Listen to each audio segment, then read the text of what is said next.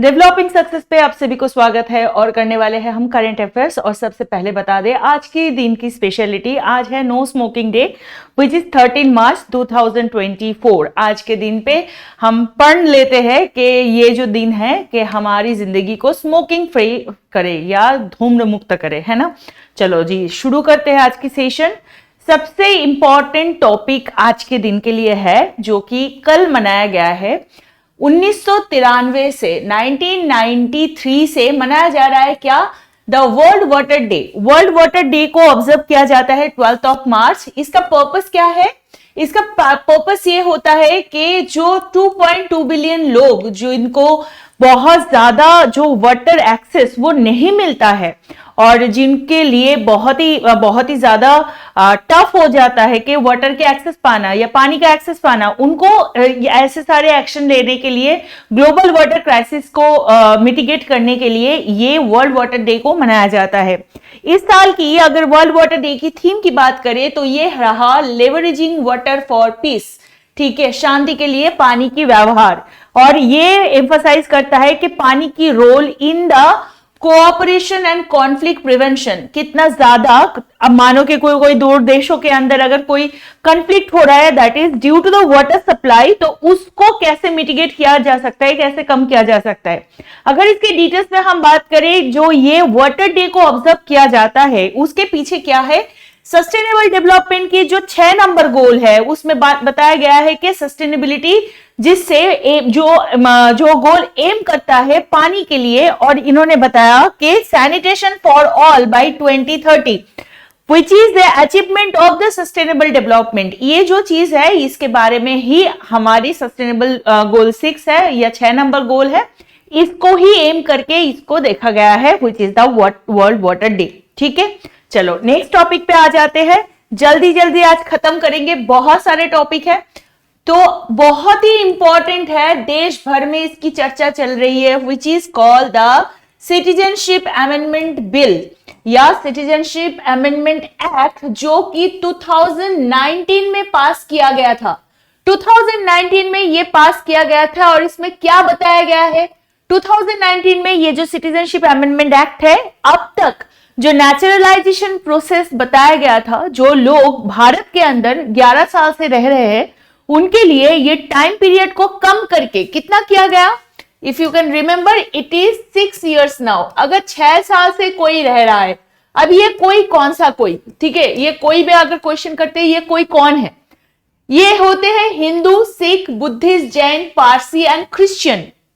ये कहां से आए हुए हैं अगर हम देखें तो वो है, आपको याद रखना पड़ेगा, यही चीज बहुत इंपॉर्टेंट है, अफगानिस्तान, पाकिस्तान एंड बांग्लादेश। ठीक है, ये 3 नेबर कंट्री से जो लोग रिलीजियस परसिक्यूशन या प्रोसिक्यूशन के वजह से इंडिया में आए हैं, मतलब वो अपने धर्म या मजहब के लिए ये सारे कंट्री में रहते हुए भी इनके ऊपर बहुत सारे जिसको कहते हैं रिलीजियस वे में, रिलीजियन इनका चेंज होने की वजह से इनके ऊपर क्या देखा जाता है कि बहुत ज्यादा इनको टॉर्चर झेलना पड़ा था।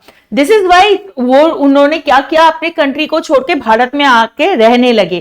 तो ये जो मिथ चल रहा है कि सीएए इंडिया के जो सिटीजन्स है उनके लिए लागू होगा या सीएए उनके लिए काम करता है जो मुस्लिम है, ऐसी चीज नहीं है। This is very simply, it is very clearly told, जो मुस्लिम है उनको नॉर्मल नेचुरलाइजेशन की जो प्रक्रियाकरण है उसके अंदर उनको सिटीजनशिप दिया जाएगा, और जो स्पेशली ये है उनके लिए ये सिटीजनशिप एक्ट को 6 years के अंदर लागू किया गया है। और again I am telling you it is about the prosecuted minorities for those countries, मतलब अफगानिस्तान, पाकिस्तान, ये बांग्लादेश की माइनॉरिटीज की बात करें उसमें ये सारे मजहब के लोग माइनॉरिटीज में आते हैं। इनको इंडिया में 6 साल अगर ये रह चुके हैं तो इनको सिटीजनशिप बाय नेचुरलाइजेशन मिलेंगे, यही बात सीएए करते हैं। ठीक है, ये समझ में आ गया, ये हो गया हमारे सीएए के बहुत बड़ा। और एक न्यूज है, न्यूज ये है कि नायब सिंह साइनी ये है बीजेपी लीडर और ये है हरियाणा का नए मुख्यमंत्री जी। वैसे मनोहर लाल खट्टर जी और उनके जो कैबिनेट मिनिस्टर्स है उन्होंने अपने पोस्ट से रिजाइन देने के बाद who has become the new chief minister of the state Haryana, he is Nayab Singh Saini, BJP से ये इनका चयन हुआ है। तो नेक्स्ट टॉपिक पे चलते हैं, very important one, this is called नमस्ते प्रोजेक्ट। ठीक है, नमस्ते प्रोजेक्ट क्या है ये पहले देख लेते हैं। नमस्ते प्रोजेक्ट है national action for the mechanical sanitation ecosystem.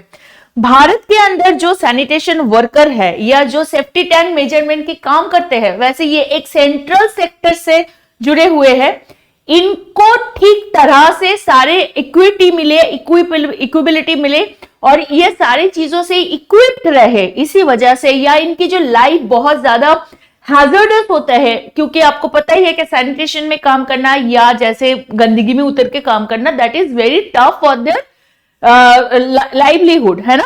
हमारे अगर फंडामेंटल राइट्स की बात करें तो under article 21 it is been told कि हमें एक दूषण मुक्त, एक अच्छा सा जिंदगी, we deserve that being an Indian. ठीक है, तो वो जो सैनिटेशन के साथ काम करते हैं उनके लिए बहुत ही ज्यादा टफ हो जाता है अपने चीजों के साथ समझौता करना, because of the sanitation work is hazardous work, right.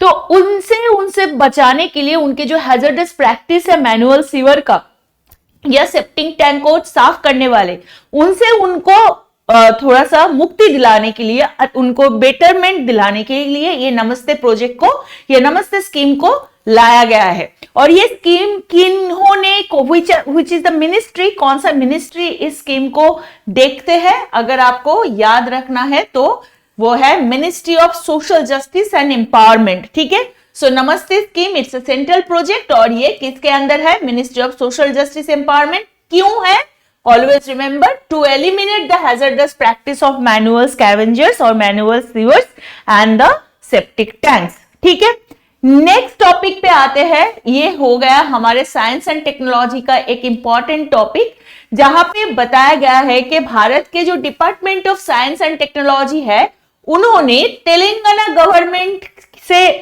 Related, जो कि टी हब है या टेक हब है, उन्होंने एक इंपॉर्टेंट मशीन लर्निंग लैंग्वेज को यहाँ पे उन्होंने इंप्लीमेंट करने की बात की है, which is called math. Math किसके लिए है, रिमेंबर तेलंगाना, यहाँ पे तेलंगाना गवर्नमेंट से ये जुड़ा हुआ है और department of science and technology इनके साथ काम कर रहे हैं। ये कोलैबोरेशन क्यों किया गया है, ताकि भारत के अंदर जो आर्टिफिशियल इंटेलिजेंस की इनोवेशन है उसमें तुरंत काम हुए और उसके साथ जो जॉब अपॉर्चुनिटीज है वो ज्यादा से ज्यादा क्रिएट हो सके। ठीक है, चलो नेक्स्ट टॉपिक पे आते हैं। Prime minister Narendra Modi inaugurated what, सेना टनल, सीला टनल, सॉरी सेना नहीं, सीला टनल। बहुत ज्यादा इंपॉर्टेंट एक न्यूज है, भारत और चाइना के दबदबा के बीच ये जो टनल है, this is going to change so many diplomatic relationship. कैसे, ये जो डेवलपमेंट हुआ है ये actually all weather connectivity development है, जो कि तावांग रीजियन में बना है। सीला टनल बना है Tawang region, which is a place और डिस्ट्रिक्ट ऑफ अरुणाचल प्रदेश। ठीक है, अगर इसकी लोकेशन की बात करें तो ये कंट्री के, देश के अंदर सबसे हाईएस्ट टनल बताया जा रहा है। आपको मुझे आपका कमेंट सेक्शन में बताना है, इससे अगर सेकेंड हाईएस्ट टनल मैं बता रही हूं, लॉन्गेस्ट नहीं, हाईएस्ट, ऊपर लॉन्गिट्यूड के हिसाब से या लैटिट्यूड के हिसाब से अगर हम बात करें, सबसे ज्यादा ऑल्टीट्यूड पे कौन सा है after Atal this Sela tunnel, sorry Sela tunnel के बाद कौन सा है, वो आपको कमेंट में बताना है। ठीक है, और इसका क्या ऑल्टीट्यूड है, 30,700 फीट। अगर इसके बारे में और थोड़ा ज्यादा बात कर ले, ये टोटल जो टनल बना है, ये जो टनल बना है, अगर हम देख सकते हैं इसका टोटल जो मेजरमेंट है वो होता है, यहां से जैसे मैंने आपको बताया 13,700 किलोमीटर, सॉरी इतना फीट। और इसके अंदर आपको ये याद रखना है कि ये जो टोटल टनल है, इसमें दो टनल को दिखा जाएगा, T1 एंड T2। ठीक है, दो, जो कि एक मतलब अगर हम मेजर करेंगे, एक 1300 मीटर्स 3 मीटर्स की और दूसरा है 1594 मीटर्स की। दो टनल देखा जा रहा है यहाँ पे, जैसे आप देख सकते हो टनल 1 है, टनल 2 है, और इसका डिफरेंट बताया गया है। और यहाँ पे क्या है 229 BCA रोड और यहाँ पे BCT रोड, दोनों इसको जो कि 247 और 229 इतने दोनों को कनेक्ट करने के लिए ये इंपॉर्टेंट है। अगर हम बात करें ये एक स्ट्रैटेजिक इंपॉर्टेंस, जैसे मैंने बताया बहुत इंपॉर्टेंट एक स्ट्रैटेजिक पॉइंट यहाँ पे मेजर करते हैं, क्योंकि this is actually situated exactly at the border or the line of control with China, ठीक है, line of actual control of China। So वैसे आपको पता ही है कि line of control और line of actual control, line of actual control जो कि actually officially जो line of control को बताया जाता है that is line of actual control, और line of control उनको बताया जाता है जहां पे मानो कि सियाचिन के अंदर अगर हम बात करें वहां पे कुछ एरिया में जैसे कि अनऑफिशियली डिक्लेयर्ड हो गया है, इंडिया की तरफ से नहीं लेकिन बाकी कंट्रीज की तरफ से, कि वो ऑलरेडी उनके अंदर है, तो उसको लाइन ऑफ कंट्रोल कहा जाता है। और another thing is that in the case of Pakistan it is called line of control और line of actual control is with the China, remember this, ठीक है। टोटल कॉस्ट अगर इसको देखा जाएगा वो है 825 करोड़। और ये पूरा काम किन्होंने किया है, किनके अंदर ये काम हुआ है, तो ये हुआ है बॉर्डर रोड ऑर्गेनाइजेशन के अंदर, ठीक है, ये एग्जीक्यूटिव हुआ है, ये काम किन्होंने किया है, बॉर्डर रोड ऑर्गेनाइजेशन और BRO, ठीक है। चलो नेक्स्ट टॉपिक पे चलते हैं। और एक बहुत इंपॉर्टेंट एक इनॉग्रेशन हुआ है which is called the Haryana और दिल्ली के बीच में, जो कि है द्वारका एक्सप्रेस वे। अगर इसकी प्रोजेक्ट कॉस्ट देखा जाएगा वो कितना है 4100 करोड़, और इसका जो स्पैनिंग है मतलब इसका जो डिस्टेंस है वो है 19 किलोमीटर। ये कनेक्टिविटी किससे कैसे कर रहा है, ये जो सेक्शन है ये डायरेक्ट दिल्ली एयरपोर्ट और गुरुग्राम या गुड़गांव बाईपास को जुड़ेगा। ये सबसे इंपॉर्टेंट चीज इसमें ये है, इसका जो फीचर्स है, ये 8 लेन एलिवेटेड हाईवे है। एलिवेटेड हाईवे मतलब आपको समझ में आ रहा है, इट्स लाइक ए ब्रिज, ठीक है, ये ऊपर चल रहा है। तो ये 8 लाइन है जो कि एलिवेटेड हाईवे है, जो कि इंडिया के फर्स्ट 4 किलोमीटर लॉन्ग 4 लेन टनल, जो कि इंदिरा गांधी इंटरनेशनल इंदिरा गांधी एयरपोर्ट, ठीक है, इसके सामने बना है। और इनको क्यों डिजाइन किया गया है, if someone ask you, if you are been asked in the question या पेपर में आपको अगर पूछा जाएगा, तो क्लियरली आपको याद रखना है कि जो ट्रैफिक है और जो कंजेशन है दिल्ली और गुड़गांव जो कि NH 48 से जुड़ा हुआ है, उनके बीच में इसको थोड़ा कम करने के लिए ये प्रोजेक्ट बनाया गया है, ठीक है। और अब आएंगे नेक्स्ट टॉपिक पे, जहां पे दिल्ली ग्रामोदय अभियान बनाया गया है। यूनियन मिनिस्टर अमित शाह ने ये दिल्ली ग्रामोदय अभियान को इन्होंने इनॉग्रेट किया है। इसका क्या मेजर रहा है, क्योंकि इस अभियान के थ्रू जो इंप्रूवमेंट है रूरल इंफ्रास्ट्रक्चर की, जो कि स्पेशली दिल्ली के अंदर है, मतलब दिल्ली के अंदर जो रूरल डेवलपमेंट प्रोजेक्ट है उसको ही दिल्ली ग्रामोदय अभियान कहा। अगर आपको देखो कि ये ग्राम उदय, ठीक है, ग्राम प्लस उदय, तो इससे ग्राम या ग्रामीण क्षेत्र में बहुत अच्छी तरह से काम करवाने के लिए ये किया गया है। अगर इसके अंदर क्या क्या प्रोजेक्ट के ऊपर काम किया गया है उस पर हम थोड़ा नजर डालें तो हम देख सकते हैं, एक तो PNG या पाइप्ड नेचुरल गैस फैसिलिटी दिया जाएगा। कहां पे, 41 विलेजेस ऑफ दिल्ली, दिल्ली के अंदर 41 विलेजेस को PNG फैसिलिटीज प्रोवाइड किया जाएगा अंडर दिस पर्टिकुलर स्कीम। इसके साथ बहुत सारे डेवलपमेंटल प्रोजेक्ट्स भी लॉन्च किया गया है, उसमें 178 विलेजेस है और टोटल 383 करोड़ के प्रोजेक्ट इस पे बनाया गया है।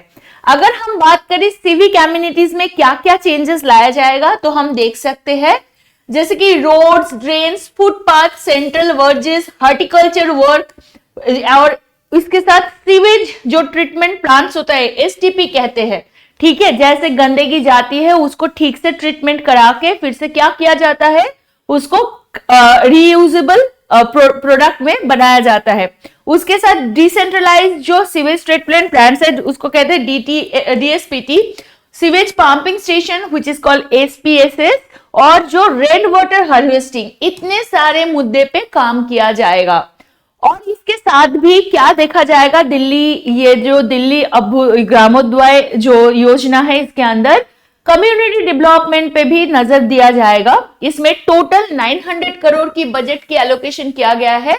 और again I am telling you, ये सिविक एमिनिटीज को या जो ग्रामीण इंफ्रास्ट्रक्चर है, जो कम्युनिटी पैसेज है, इनको अच्छी तरह से ये कम्युनिटी पार्टिसिपेशन को बढ़ावा देने के लिए और जो इक्विटेबल एक्सेस करना, मतलब सारी चीजों की एक्सेस सही से करने के लिए ये मिशन का मतलब ऑब्जेक्टिव्स लिया गया है। ठीक है, चलो नेक्स्ट टॉपिक पे आते हैं। Very important news for the upcoming examination Delhi airport के बारे में है। इस बार छठी बार, ठीक है, this is the 6th year continuous, Chhathi bar Delhi airport ने जो ACI ASQ का जो best airport in the Asia Pacific award होता है वो जीता है। एयरपोर्ट के अंदर जो सर्विस क्वालिटी होता है उसको स्पेसिफाई करवाने के लिए ये अवार्ड को दिया जाता है। और इस कैटेगरी के अंदर अगर हम देखें तो यहाँ पे दिल्ली पे बताया गया कि 40 मिलियन पैसेंजर पर एनम यहाँ पे यूज करते हैं दिल्ली एयरपोर्ट को, और ये बहुत ज्यादा इंपॉर्टेंट है। So for the highlights the airport commitment to providing an exceptional customer experience, मतलब दिल्ली एयरपोर्ट के अंदर जो कस्टमर एक्सपीरियंस है वो बहुत ही हाई क्वालिटी दिया जाता है। उसी वजह से छठी बार 2023 के हिसाब से भी इस बार भी Asia Pacific award for the airport quality के हिसाब से ये दिल्ली को दिया गया है। ठीक है, चलो नेक्स्ट टॉपिक पे आते हैं। Another important news which is India has been honoured with esteem measles और rubella champion award. India continuous is working under it. Measles and rubella is you know one kind of, ये एक kind of bacteria based एक disease है, sickness है। तो उसमें क्या किया गया है, मीजल्स और जो रूबेला पार्टनरशिप है at the American red cross headquarter, जो कहां पे है, वॉशिंगटन हेडक्वार्टर है इसका। ठीक है, अमेरिकन रेड क्रॉस हेडक्वार्टर्स कहां पे है, वॉशिंगटन DC में। 6 मार्च को 2024 को ये दिया गया है। श्री प्रिया रंगनाथन ये यहाँ पे ये जो अवार्ड है इन्होंने ये इसको एक्सेप्ट किया on the behalf of ministry of health and family welfare, government of India. Ministry of health and family welfare, इनकी तरफ से ये श्री प्रिया रंगनाथन जी ने इस अवार्ड को कन्फर्म किया। Now we will talk about the economy and financial news. बहुत ही इंपॉर्टेंट न्यूज है। कंटिन्यूअस 2 साल तक सेम रखने के बाद आरबीआई ने पहली बार, मतलब आरबीआई में पहली बार ये चेंजेस देखने को हमें मिला, जहां पे आरबीआई ने 25 पॉइंट पे ये जो रेपो रेट है उसको बढ़ा दिया है। अगर आपको क्वेश्चन आए व्हाट इज रेपो रेट, देखो आपको याद रखना है कि आरबीआई क्या करते हैं, आरबीआई गिव्स लोन और शॉर्ट टर्म लोन, मतलब लेंड करते हैं, मतलब लेंड करवाते हैं किनके लिए, जो कॉमर्शियल बैंक है ना, कॉमर्शियल जो बैंक है वो उनको क्या करने देते हैं, लेंड करने देते हैं।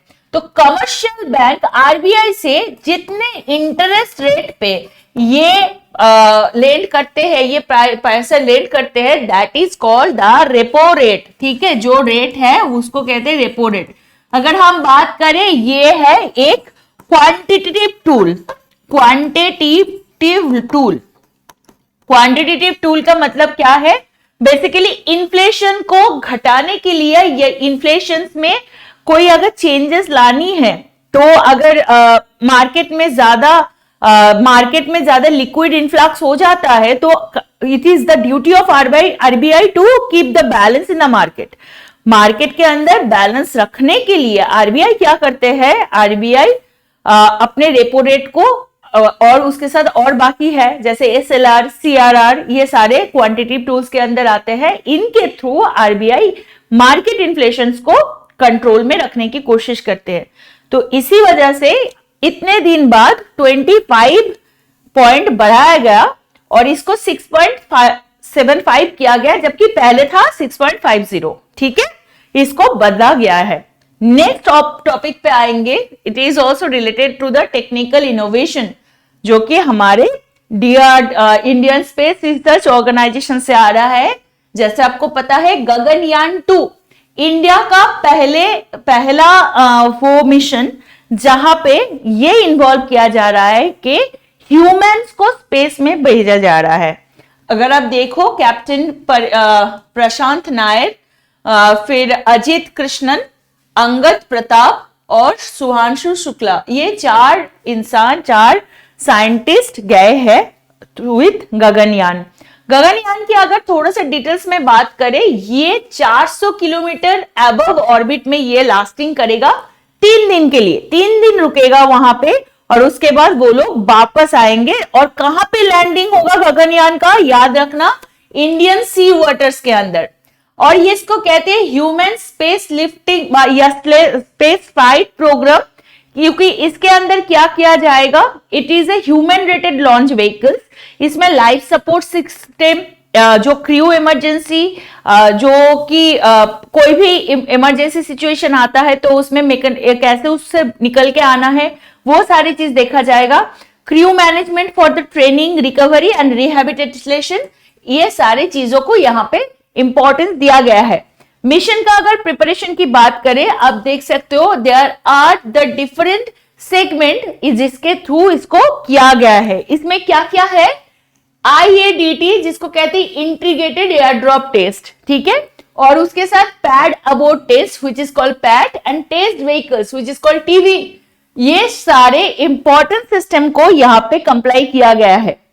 If we talk about the इसकी व्हीकल्स को कैसे लॉन्च किया गया, ये है एक हेवी लिफ्ट लॉन्चर, उसके थ्रू इस हेवी लिफ्ट लॉन्चर इसके LVM-3, इसके थ्रू इस मिशन को लॉन्च किया गया है। ठीक है, चलो नेक्स्ट टॉपिक पे आते हैं।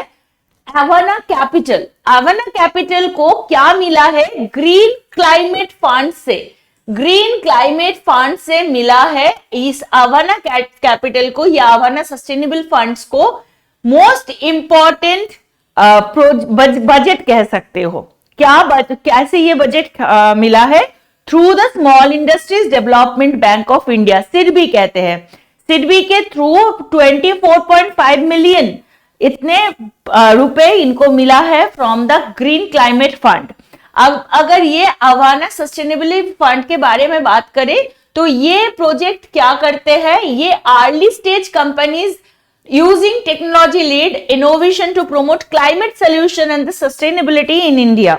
अवाना का काम क्या होता है कि भारतवर्ष के अंदर जो क्लाइमेट सोल्यूशन है और जो सस्टेनेबिलिटी है उसको बरकरार रखना, और उनको वो बरकरार करवाने के लिए जो फंड उनको सिडबी से मिलता है उसमें ये फंड को ऐड किया जाएगा। अगर हम बात करें ग्रीन क्लाइमेट फंड के बारे में, GCF, ये एक ग्लोबल फंड है। ये फंड क्यों दिया जाता है, वेट,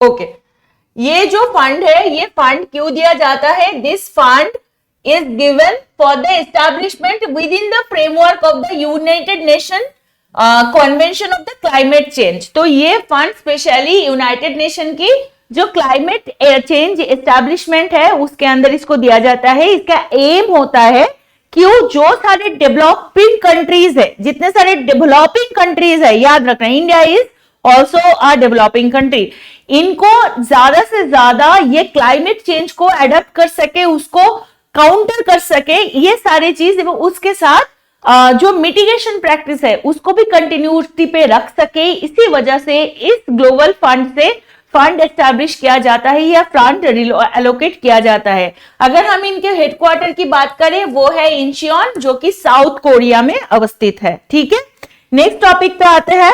नेक्स्ट टॉपिक है ये है बहुत ही इंपॉर्टेंट है कि जो वुमेन्स बेसिकली वुमेन्स डे पे किया गया है, INS 318 का 40th एनिवर्सरी में पहली बार all women maritime surveillance mission को किया गया है। कहां पे किया गया है, अंडमान निकोबार कमांड में, और ये हिस्टोरिकल इवेंट बताया जा रहा है क्योंकि यहाँ पे ऑल वुमेन मतलब सारे लड़कियां यहाँ पे थी। ये मतलब यही होता है ओरिजिनल वुमेन एम्पावरमेंट, है ना। ये जो ओरिजिनल वुमेन एम्पावरमेंट की बात कर रहे हैं ये हमें अब डिफेंस सेक्टर में भी देखने को मिल रहा है। यहाँ पे जो इंपॉर्टेंट नाम आते हैं वो है लेफ्टिनेंट कैडर शुभांगी स्वरूप, लेफ्टिनेंट कैडर दिव्या शर्मा और लेफ्टिनेंट वैशाली मिश्रा। ये एक ऑल वुमेन क्रू में ये किया गया। अगर IANS या INAS 318 की बात करें, ये एक नेवल एयर स्क्वाड्रन है जो कि अंडमान निकोबार कमांड के अंदर आता है और ये कंटिन्यूअसली अपने काम पे एंगेज है फॉर द सर्वेलेंस, ठीक तरह से सर्वेलेंस और कोस्टल कमीशनिंग के लिए 8 मार्च 1984 से ये काम कर रहा है। और squadron began with the Islander aircraft and later transition Dornier aircraft. पहले ये आइलैंडर एयरक्राफ्ट के साथ ये काम शुरू हुआ था, ये जो स्क्वाड्रन है इसके साथ शुरू हुआ था, फिर इसको बदला गया है 1990 में एज ए ड्रोनियर एयरक्राफ्ट, ठीक है। और जो कि बहुत सारे मैरीटाइम पेट्रोल रैडर्स के साथ इक्विप्ड है, जो सारे समुद्री जो पेट्रोलिंग होता है उसको ठीक तरह से देखने के लिए, उसको ठीक तरह से कंट्रोल करने के लिए यहाँ पे बहुत सारे रैडर्स को भी ऐड किया गया है, ठीक है। चलो नेक्स्ट टॉपिक पे आते हैं, which is under the UGC university grant commission का जो इंफॉर्मेशन एंड लाइब्रेरी नेटवर्क है, इसको कहते हैं इनफ्लीबेट। ये इन्होंने लॉन्च किया है she research network in India, short में बताएंगे Sherni. Sherni initiative has been launch by INFLIBNET और जो कि है यूनिवर्सिटी ग्रांट कमीशन के ये एक इंफॉर्मेशन लाइब्रेरी नेटवर्क के थ्रू इसको सपोर्ट मिलता है। ये क्यों किया गया है, जो वीमेन साइंटिस्ट है और फैकल्टी मेंबर है पूरे इंडिया के अंदर, उनको इक्वल रिप्रेजेंटेशन मिले, इसी वजह से मतलब वीमेन जो साइंटिस्ट है और फैकल्टीज है रिसर्च डोमेन में जो लोग काम करते हैं, being a girl being a women, उनको इंपॉर्टेंट देने के लिए ये शेरनी को लॉन्च किया गया है, ठीक है। अगर इसकी वेबसाइट की बात करें तो ये 81,818 प्रोफाइल ऑफ वीमेन को यहाँ पे एड ऑन किया गया है। और डाटाबेस के हिसाब से अगर बात करें, टोटल इतने नंबर ऑफ पब्लिकेशन और 11,543 543 इतने पेटेंट शोकेस किया जाएगा। और किन को किया जाएगा, जो वीमेन्स आर डेवलप्ड और engage in the science and research, ठीक है, शेरनी इसको कहते हैं, ठीक है। चलो इंपॉर्टेंटली और एक न्यूज पे आते हैं, और एक news which is related to the women development, वो है मिसाइल रानी के बारे में बात करेंगे। मिसाइल रानी किनको कहते हैं, अर्शिना रानी, ठीक है, she is a missile expert. और इनके थ्रू जो अग्नि 5 जो फर्स्ट टाइम हुआ है इंडिया के अंदर MIRV टेक्नोलॉजी, जिसको MRIV टेक्नोलॉजी किसको कहते हैं, जहां पे मल्टीपल वेयरहेड जिसको जो कैरी कर सकता है, मतलब one missile will be there with multiple warhead, ठीक है। ये कर सकते हैं कौन, MRIV टेक्नोलॉजी। इसका एडवांसमेंट एक सिंगल मिसाइल मल्टीपल वेयरहेड्स को कैरी करेंगे और सारे वेयरहेड डिफरेंट टारगेट पे इंडिपेंडेंटली स्ट्राइक कर सकता है। बहुत ही बड़ी बात है, राइट। तो ये टेस्ट कहां से किया गया है, doctor APJ Abdul Kalam island, कहां पे अवस्थित है ये, ओडिशा में। और ये इंडिया का entry into select group of nation, MIRV के बहुत सिलेक्टेड कुछ ग्रुप ऑफ नेशन है, उसके अंदर इंडिया की एंट्री यहाँ पे कंफर्म करता है, कॉन्फ्रंटेड करते हैं। Now we will talk about साहित्य अकादमी अवार्ड ऑफ 2023। ये 2024 है, लेकिन 2023 के अवदान के लिए ये दिया जाता है। इस बार 24 राइटर्स को मिली है और इसमें क्या क्या कैटेगरी है, 9 बुक्स है, 6 नॉवेल है, 5 शॉर्ट स्टोरीज, 3 एसे और 1 लिटरेरी स्टडी। सम नोटेबल रिसिपिएंट्स के अंदर अगर हम बात करें, इंपॉर्टेंट नाम जो हमें याद रखना है वो है नीलम शरण गौर जी, जो कि इंग्लिश ऑथर है। उनको मिला है रिक्वेम इन रागा जानकी, रिक्वेम इन द रागा जानकी, इस बुक के लिए इनको मिला है। संजीव जी को मिला है Hindi novelist award for his novel मुझे पहचानो। और सादिक नवाब सहर, ये है उर्दू राइटर, इनको राजदेव की अमराई, इसके लिए इनको मिला है साहित्य अकादमी अवार्ड। स्वरंजित सवी पंजाबी पोएट, उनको मिला है मंदी चिप, मंदी चिप के लिए उनको मिला है ये अवार्ड, साहित्य अकादमी अवार्ड। थोड़ा सा इंपॉर्टेंट नजर डाल देते हैं साहित्य अकादमी अवार्ड के डिटेलिंग्स के ऊपर। ये एक प्रेस्टिजियस लिटरेरी ऑनर दिया जाता है which is conferred as a highest award in the literature of India.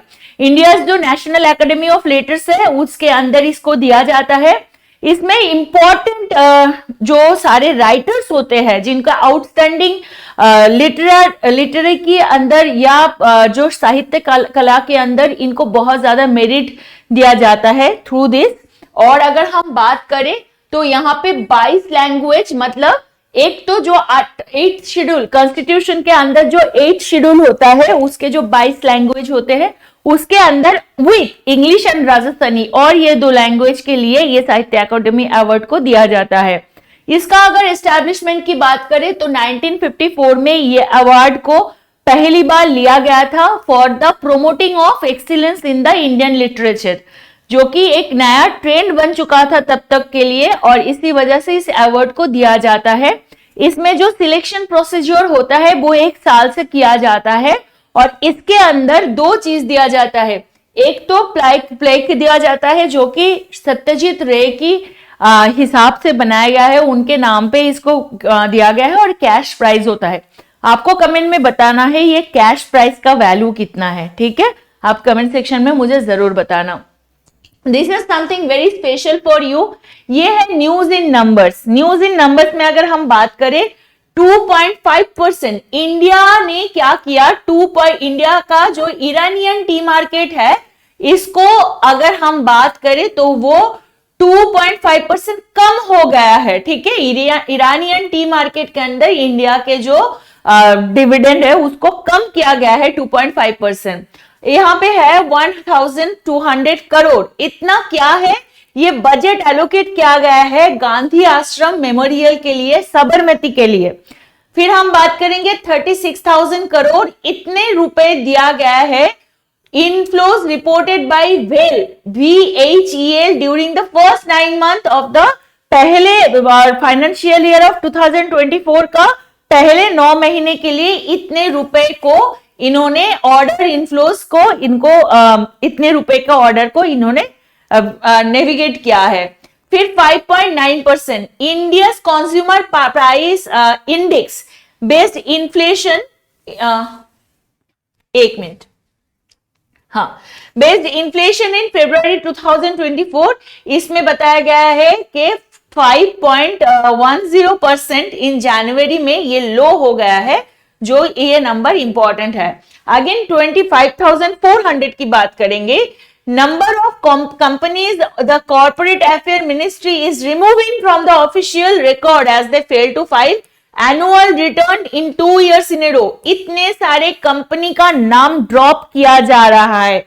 क्यों इसको ड्रॉप किया जा रहा है? क्योंकि इन्होंने फेल कर गए एनुअल रिटर्न को टाइमली जमा करने में। फिर हम बात करेंगे 79.25 करोड़, ये टोटल बॉक्स ऑफिस कलेक्शन है। बॉलीवुड का हॉरर मूवी अभी आया है शैतान नाम के, उसके लिए इतने पैसे उनको ऑलरेडी कलेक्शन मिल चुके हैं। And the last thing, this is the 11,467, ये माम केस जो केरला से पाया गया है, इतने नंबर ऑफ लोगों का नंबर पाया गया है मलप्पुरम डिस्ट्रिक्ट के अंदर और कुछ नॉर्दर्न पार्ट है ये केरला के अंदर, इतने लोगों को माम्स हुआ है, ठीक है। Mums is a kind of एक डिजीज है या सिकनेस है जो कि टॉन्सिलिया आपके गले में देखने को मिलता है। नेक्स्ट हम बात करेंगे, अगर हम वैसे देखें तो इट्स इंटरनेशनल न्यूज, जहां पे ये एक प्राणी है जिसका नाम है सिफोनोस एन्यूलेटस।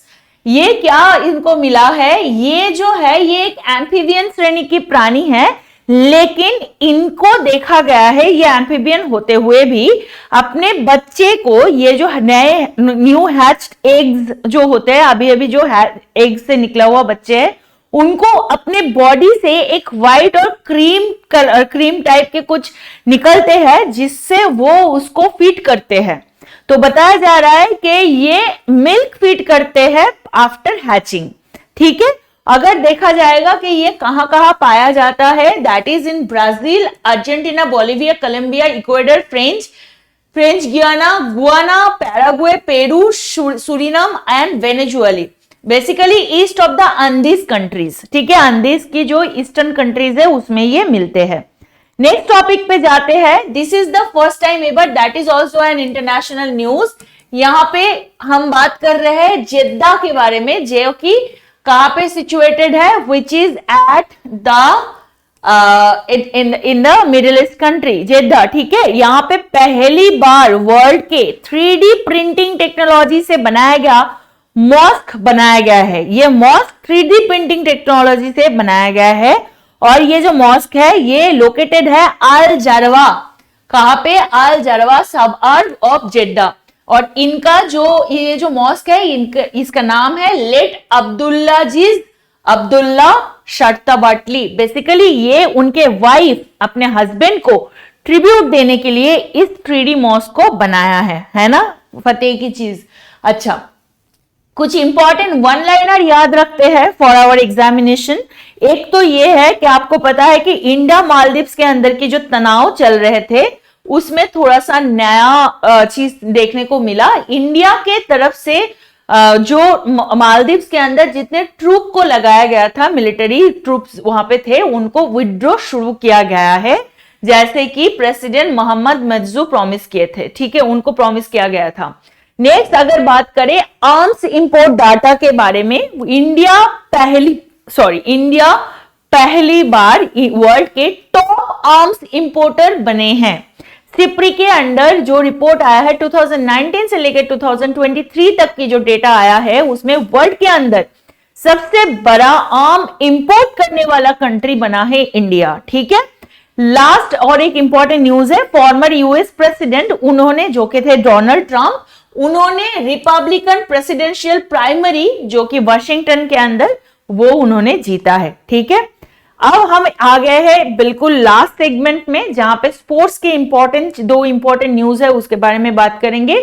First news is that cricket के अंदर, वुमेन क्रिकेट के अंदर अगर हम बात करें, इंडिया ने ऑस्ट्रेलिया को डिफीट किया इन T20 वर्ल्ड कप फाइनल के अंदर। और ये मैच कहां पे हुआ था? Melbourne cricket ground. अगर हमारी इंडियन क्रिकेट टीम की बात करें, मतलब हमारी वुमेन क्रिकेट टीम की बात करें, उनके कैप्टन है हरमनप्रीत कौर, हमारी जो कोच है वो है अनमोल मजूमदार।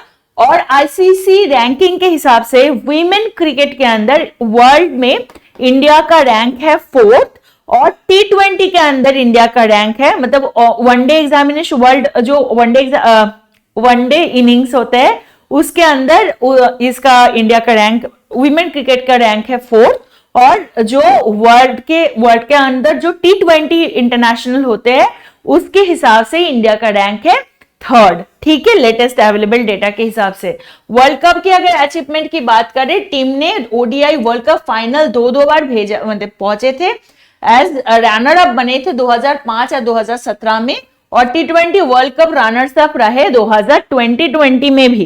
ठीक है, now it is the last news from the tennis. ठीक है, टेनिस के लिए बहुत इंपॉर्टेंट होता है आपके एग्जामिनेशन के लिए ना, ये बहुत इंपॉर्टेंट होता है, ऐसे छोटे छोटे क्वेश्चन पूछते रहते हैं, तो you have to remember it. क्या है? रोमन बोनपापा और मैथ्यू एबडेन, इन्होंने मेंस डबल जो टाइटल है इंडियंस 2024 का इंडियंस वेल मास्टर, ये इन्होंने जीता है। और इन्होंने किसके खिलाफ ये जीता है? वेस्ली कुलहॉफ और नियल स्कुप्स्की या नील और नियल स्कुप्स्की। अब इंडियन वेल्स मास्टर, इसको और एक नाम से भी जाना जाता है BNP परिवास ओपन, इसको भी बताया जाता है। It is called the most prestigious tennis tournament on the ATP and WTA circumstances या सर्किट्स के अंदर। सो ये था आज के बहुत इंपॉर्टेंट करंट अफेयर्स। आशा करूंगी ये क्लास बहुत आपके लिए इंसाइटफुल रहा होगा। इस चैनल को ज्यादा से ज्यादा लाइक कर देना, शेयर कर देना वीडियो को, और आपसे मैं नेक्स्ट टाइम तो मिलूंगी जरूर, लेकिन ये जो क्लास का PDF है इसको अगर आपको फ्री में डाउनलोड करना है तो हमारे जो डेवलपिंग सक्सेस की जो टेलीग्राम चैनल है उस पे जुड़ना ना भूले। आज के लिए इतना ही। Don't forget to be a responsible citizen. आपसे मिलेंगे नेक्स्ट सेशन में, तब तक के लिए जय हिंद।